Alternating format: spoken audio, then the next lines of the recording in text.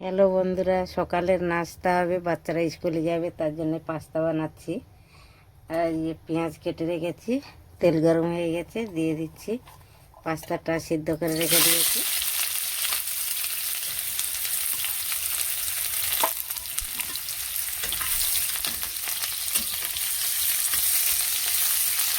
পেঁয়াজটা একটু ভেজে নেব।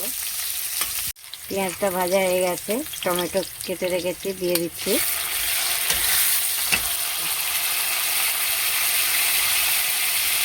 সামান্য একটু হলদি দিচ্ছি, পরিমাণ মতন নুন দিয়ে দিচ্ছি।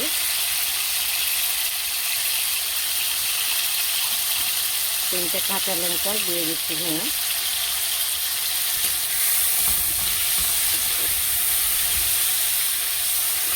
মশলাটা ভাজা হয়ে গেছে, এবার পাস্তাটা তুলে দিচ্ছি, সিদ্ধ করে রেখেছিলাম।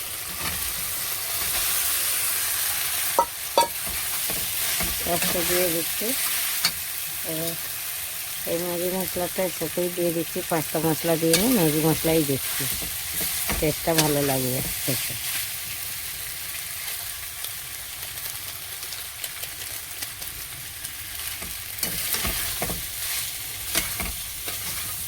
তো হয়ে এবার নেড়ে একটু ঢেকে দেবো, 5 মিনিট পরে নামিয়ে নেব।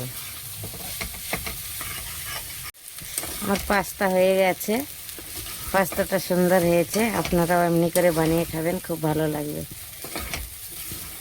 খুব সুন্দর হয়েছে। ভালো লাগলে লাইক, কমেন্ট, শেয়ার করবেন।